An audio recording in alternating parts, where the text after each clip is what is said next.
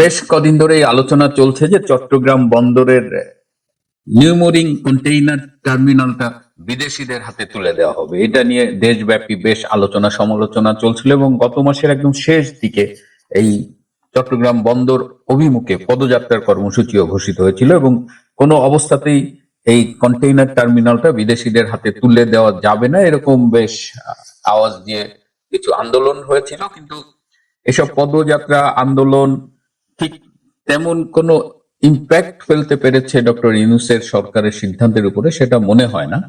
এই আহ, চট্টগ্রাম বন্দরে 5টা কন্টেইনার টার্মিনাল আছে, তার মধ্যে সবচেয়ে বড় এবং লাভজনক টার্মিনাল হলো এই নিউমোরিং কন্টেইনার টার্মিনাল, সংক্ষেপে বলে এনসিটি। এটা 2007 সালের পর থেকে, এটা তৈরির পর থেকেই এটা পরিচালনার দায়িত্ব পালন করছিল একটি বেসরকারি প্রতিষ্ঠান।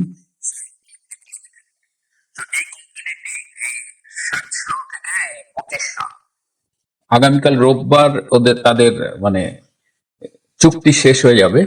এই যে প্রায় 17 বছর তারা এই টার্মিনালটা পরিচালনা করেছে এবং 7 সাল থেকে তারা একাধিকবার চুক্তি নবায়ন করে করে এটি পালন করেছে, কিন্তু এইবার আর তাদের চুক্তি নবায়ন করা হয়নি। এর মধ্যেই শোনা গেল যে দুবাই ভিত্তিক বহুজাতিক বন্দর ব্যবস্থাপনা কোম্পানি ডিপি ওয়ার্ল্ড, তাদের হাতে এই কন্টেইনার টার্মিনালটা পরিচালনার দায়িত্ব দেওয়া হবে।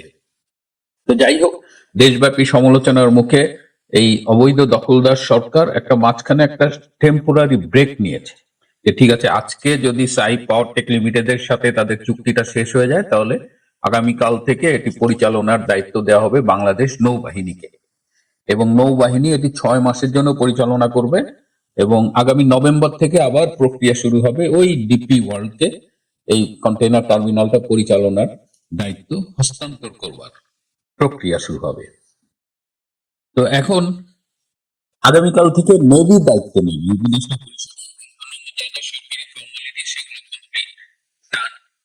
নেভি দায়িত্ব নিলে কি হবে? পৃথিবীতে আজ অবধি কোন দেশের নৌবাহিনী কোন টার্মিনাল, এই কন্টেইনার টার্মিনাল পরিচালনা করেনি। This for the first time in the world. এই কারেন্ট ওয়ার্ল্ডে আমি যতদূর জানি, খোঁজ নিয়েছি, যে পৃথিবীতে আর কোন দেশের নেভি তাদের কন্টেইনার টার্মিনাল পরিচালনা করে না। তো বাংলাদেশ নেভি এটা কিভাবে করবে? বাংলাদেশ নেভির কি সেই অভিজ্ঞতা আছে, সেই দক্ষতা আছে, নাকি তাদের সেই প্রয়োজনীয় অভিজ্ঞ জনবল আছে? They have nothing. তাহলে কেন তাদের দেওয়া হলো? আসলে এই নেভির নামে থাকবে বাংলাদেশ নেভি, কিন্তু এই কন্টেইনার টার্মিনালটা পরিচালনা করবে অলিখিত সাব কন্ট্রাক্টটা থাকবে হলো ওই সাইপ পাওয়ার টেক লিমিটেডের কাছে।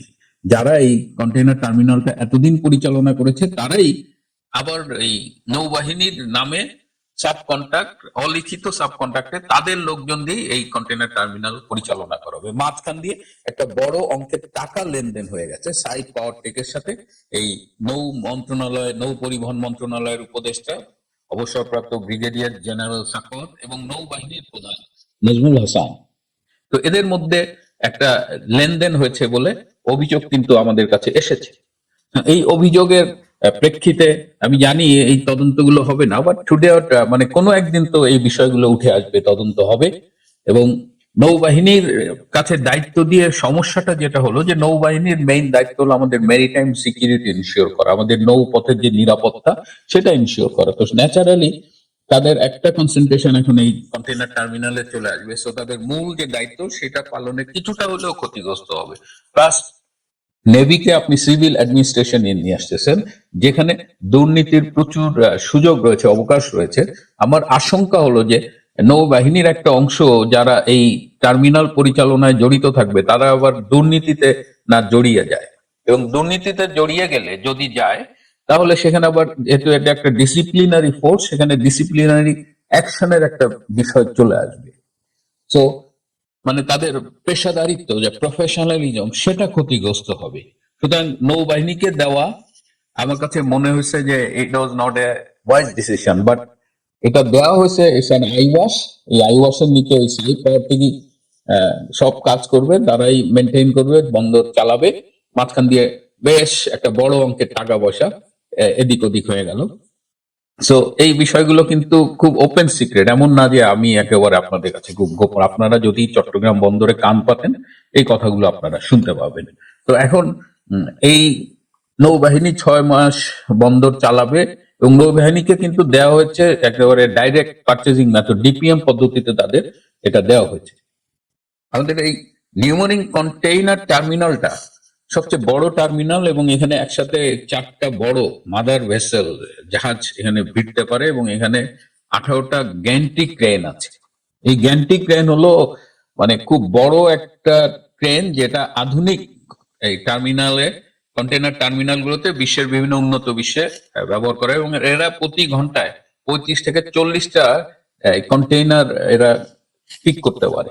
এর আগে এটা প্রায় শেখ হাসিনার সরকারের আমলে এই 18টা গ্যান্ট্রি ক্রেন কেনা হয়েছিল। এই গ্যান্ট্রি ক্রেন কেনা হয়েছে তাও প্রায় 10-11 বছর হয়ে গেছে। তার আগে এটা নর্মাল ক্রেন দিয়ে করা হতো এবং সেই ক্রেনে পার আওয়ার 12টা থেকে 15টা কন্টেইনার তারা উঠাইতে পারতো জাহাজ থেকে। সো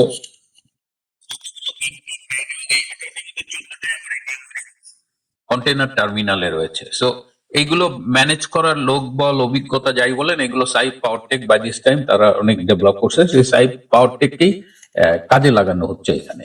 মাঝখানে আমাদের একটু আই ওয়াশ দিচ্ছে যে আমরা বিদেশের হাতে তুলে দিচ্ছি না, যদিও নৌ পরিবহন মন্ত্রণালয়ের উপদেষ্টা সম্প্রতি বলেছেন যে it will gradually be handed over to DP world.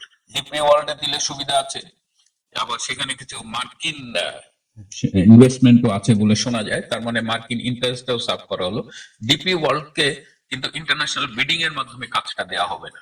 International bidding এর মাধ্যমে যদি এই কন্টেইনার টার্মিনাল পরিচালনার দায়িত্ব দেওয়া হতো তাহলে সেখানে আই বিলিভ যে এখানে Rotterdam port authority, Singapore port authority বা আরো যারা আছে তারা এখানে হয়তো পার্টিসিপেট করতো, কিন্তু কোন প্রক্রিয়ায় ডিপি ওয়ার্ল্ডকে এটা দেওয়া হচ্ছে আমি জানি না। এবং এই নৌ পরিবহন মন্ত্রণালয়ের বেশ কিছু কাজ এই ডিপিএম এ দেওয়া হচ্ছে, ডাইরেক্ট পারচেজ মেথডে ডেলিগেট করা হচ্ছে। এবং আমাদের কাছে আরো একটা মানে কনসার্নিং ইনফরমেশন এসেছে যে নৌবাহিনীকে এই নৌ মন্ত্রণালয় থেকে 1550 কোটি টাকার একটা কাজ দেওয়া হয়েছে। এই কাজটা কি? এই কাজটা হলো ড্রেজিং এবং শিপ বিল্ডিং। আপনি জানেন যে নৌবাহিনীর আন্ডারে 3টা শিপইয়ার্ড আছে, আমাদের খুলনা শিপইয়ার্ড, নারায়ণগঞ্জ শিপইয়ার্ড আর চট্টগ্রামের ড্রাই ডক। তো চট্টগ্রামের ড্রাই ডক সোফার আইনও তারা জাহাজ বানায় না, কিন্তু চিটাগাং এবং নারায়ণগঞ্জে কিন্তু জাহাজ, এই সরি খুলনা এবং নারায়ণগঞ্জের শিপইয়ার্ডে জাহাজ বানানো হয়। যে 1550 কোটি টাকার কাজ দেওয়া হয়েছে নৌ মন্ত্রণালয় থেকে, নৌ পরিবহন মন্ত্রণালয় থেকে ডিরেক্টলি নেভিকে দেওয়া হয়েছে, সেখানে জাহাজ বানানোর কথা রয়েছে। নেভি নিজেরা জাহাজ না বানিয়ে এটি আবার সাব কন্ট্রাক্ট দিচ্ছে কর্ণফুলী শিপইয়ার্ডকে। সো নেভির কিন্তু এই ক্যাপাসিটি আছে, কন্টেইনার টার্মিনাল পরিচালনার ক্যাপাসিটি না থাকলেও জাহাজ বানানোর ক্যাপাসিটি আছে, কিন্তু জাহাজ তারা নিজেরা না বানিয়ে তারা সেটা সাব কন্ট্রাক্ট দিচ্ছে কর্ণফুলী শিপইয়ার্ডকে।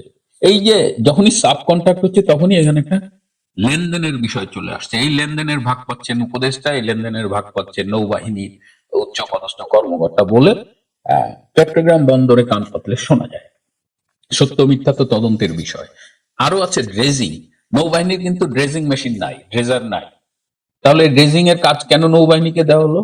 এটা একটা রহস্য। এখন নৌবাহিনীর মাধ্যমে যারা ড্রেজিং এর কাজ করে সেই সব কোম্পানির সাথে নেগোসিয়েশন চলতেছে, 12-15% কমিশন দিলে এই কাজ পাওয়া যাবে, এরকম একটা নেগোসিয়েশন চলছে। তো এখনো আমি শেষ খবর পর্যন্ত যতটুকু জেনেছি যে এখনো এটা ইনশিওর করা হয়নি যে কাদের ড্রেজিং এর কাজ হবে, বাট নেগোসিয়েশন চলছে এবং সেখানেও একটা বড় অঙ্কের কমিশনের লেনদেন হবে। সেই লেনদেন আবার সেই নৌ পরিবহন মন্ত্রণালয়ের উপদেষ্টা, আবার সেই নৌবাহিনীর উচ্চপদস্থ কর্মকর্তারা পাবে বলে এই নিন্দুকরা বলে বেড়াচ্ছে। সুতরাং এই যে চট্টগ্রাম বন্দরে এই যে সংস্কারের কথা বলে, দুর্নীতি দূর করার কথা বলে যারা ক্ষমতা জোর দখল করলো, তারা এই চট্টগ্রাম বন্দরে এখন নানা রকমের অনিয়মের অভিযোগ আসছে। তো তার মধ্যে যেহেতু নিউমোরিং কন্টেইনার টার্মিনাল নিয়ে খুব বেশি আলোচনা হচ্ছে, তাই এই আলোচনাগুলো সার্ফেসে চলে আসছে। এই শিপইয়ার্ডে জাহাজ বানানো, ড্রেজিং দেওয়া, এই ড্রেজিংটা আবার হবে মোংলা পোর্টের আশেপাশে এবং ওই যে রামপাল বিদ্যুৎ কেন্দ্রের যে নেভিগেবিলিটি, ওইখানে যাতায়াত পথটা ড্রেজিং করে ইনশিওর করবে। তো এই এই অবস্থায় একটু চোখ কান খোলা রাখেন। আমি তো অনেক দূরে থাকি, দূর থেকে আমি খবর পাই। আপনারা দেখেন, চোখ কান খোলা রাখেন এই এনসিটি বা নিউ মেরিন কন্টেনার টার্মিনালকে ঘিরে এই যে দুর্নীতির একটা পসরা বসিয়েছে। আর একটা ইন্টারেস্টিং কথা বলে শেষ করি, এই যে ডিপি ওয়ার্ল্ডকে যে কাজটা দেওয়া হবে, এই ডিপি ওয়ার্ল্ডের কাজেরও আবার লোকাল সাব কন্ট্রাক্টর হিসেবে ওই সাইফ পাওয়ারটেকই কাজ করবে, অধিকাংশ কাজই সাইফ পাওয়ারটেকই করবে in the name of DP world. তো সেইখানে আবার একটা বড় রকমের লেনদেনের ব্যাপার জড়িয়ে যাচ্ছে আর কি, সেখানেও টাকা পয়সা এদিক ওদিক হবে। এবং যেটা শুনলাম যে আমাদের নৌ পরিবহন উপদেষ্টা, তিনি স্বরাষ্ট্র মন্ত্রণালয় থেকে চলে এসে নৌ পরিবহনে এসে চুপচাপ ভালোই উপার্জন করে যাচ্ছেন, অবশ্যই বৈধ পথে নয়।